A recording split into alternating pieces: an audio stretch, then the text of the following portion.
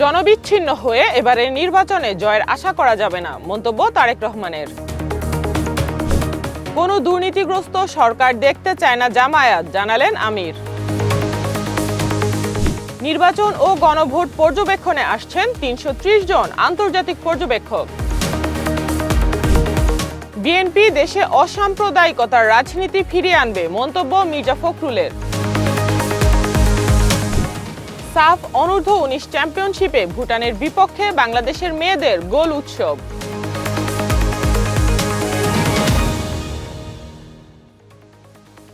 আসসালামু আলাইকুম। দিগন্ত প্রাইম টাইমে সবাইকে আমন্ত্রণ জানাচ্ছি, আমি সাইমা আক্তার।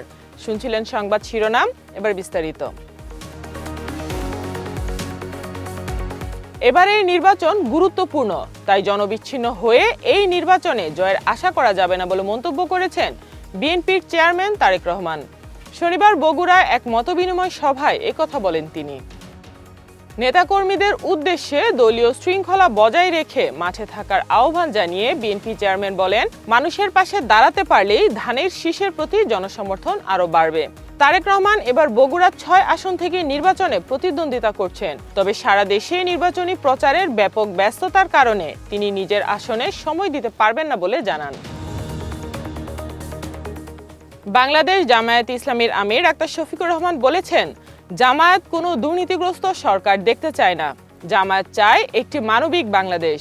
শনিবার কুমিল্লার ১৪ উপজেলা মাঠে নির্বাচনী সমাবেশে যোগ দিয়ে তিনি একথা বলেন। জামায়াত আমির বলেন, মানুষ ১৩ তারিখের পর একটি পরিবর্তন দেখতে চায়। সেই পরিবর্তন যুব সমাজের আকাঙ্ক্ষার উপর ভর করে মা বোনদের আকাঙ্ক্ষার উপর আসবে। মানুষ আর কোনো আধিপত্যবাদ দেখতে চায় না বলেও মন্তব্য করেন তিনি। আসন্ন ত্রয়োদশ জাতীয় সংসদ নির্বাচন এবং গণভোট পর্যবেক্ষণে এখন পর্যন্ত ৩৩০ জন আন্তর্জাতিক পর্যবেক্ষক বাংলাদেশে আসবেন বলে নিশ্চিত হওয়া গেছে। এর মধ্যে ইসলামিক সহযোগিতা সংস্থা OIC সহ ৬টি আন্তর্জাতিক সংস্থা অন্তত ৬৩ জন পর্যবেক্ষক পাঠাতে সম্মত হয়েছে। প্রধান উপদেষ্টার প্রেস উইং এর ফেসবুক পেজে প্রকাশিত এক বার্তায় এ তথ্য নিশ্চিত করা হয়েছে। বার্তায় জানানো হয়, আসন্ন নির্বাচনে আন্তর্জাতিক পর্যবেক্ষকের সংখ্যা ২০২৪ সালের ৭ জানুয়ারি অনুষ্ঠিত বিতর্কিত সাধারণ নির্বাচনের তুলনায় দ্বিগুণেরও বেশি। ১২তম, ১১তম ও ১০তম জাতীয় সংসদ নির্বাচনে আন্তর্জাতিক পর্যবেক্ষকের সংখ্যা ছিল যথাক্রমে ১৫৮, ১২৫ ও ৪ জন।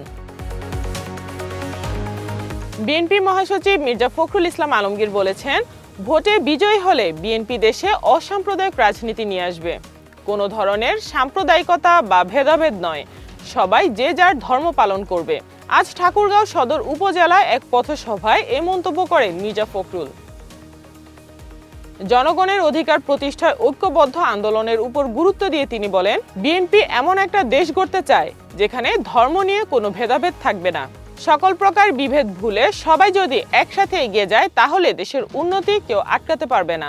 বিএনপি অতীতেও অসাম্প্রদায়িকতার নজির দেখিয়েছে, ভবিষ্যতেও দেখাবে বলে মন্তব্য করেন তিনি।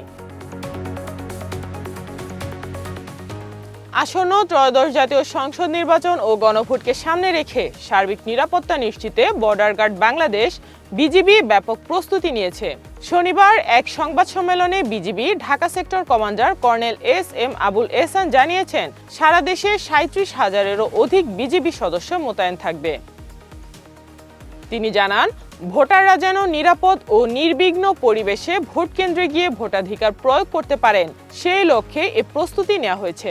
এছাড়া ঝুঁকি বিবেচনায় সারা দেশের ৩০০টি সংসদীয় আসনেই বিজিবি মোবাইল ও স্ট্যাটিক ফোর্স হিসেবে দায়িত্বে থাকবে বলেও জানান তিনি। আন্তর্জাতিক সংবাদ। ইরানের প্রেসিডেন্ট মাসুদ পেজেশকিয়ান বলেছেন, দেশের মানুষের সমস্যার কথা শুনতে প্রস্তুত সরকার। শনিবার এক টেলিভিশন ভাষণে তিনি একথা বলেন। ভাষণে সাম্প্রতিক বিক্ষোভের সময় মার্কিন প্রেসিডেন্ট ডোনাল্ড ট্রাম্প, ইসরায়েলি প্রধানমন্ত্রী বেনিয়ামিন নেতানিয়াহু ও ইউরোপ ইরানি জনগণকে উস্কে দেয় বলে অভিযোগ করেন তিনি।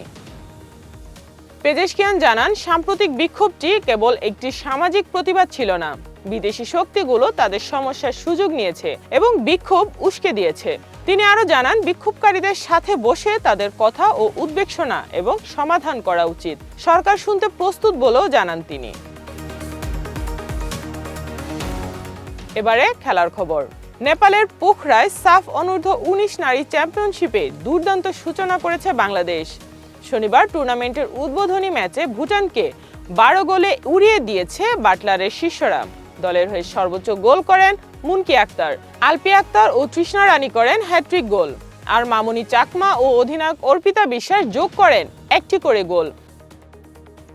শুরুতে কিছুটা ধীরগতির হলেও 28 মিনিটে মামুনির গোলে লিড নেয় বাংলাদেশের মেয়েরা।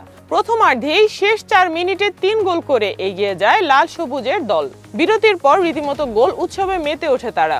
বিরতির পর যোগ হয় আরও 8 গোল। 2রা ফেব্রুয়ারি ভারতের বিপক্ষে মাঠে নামবে বাংলাদেশ, আর 7 ফেব্রুয়ারি সর্বোচ্চ পয়েন্টধারী দুই দল মুখোমুখি হবে ফাইনালের। এই ছিল আজকের প্রাইম টাইমে। এরপর এক নজরে বিশ্বের আলোচিত সংবাদ। সবাইকে দেখার আমন্ত্রণ জানাচ্ছি। এতক্ষণ সাথে থাকার জন্য ধন্যবাদ।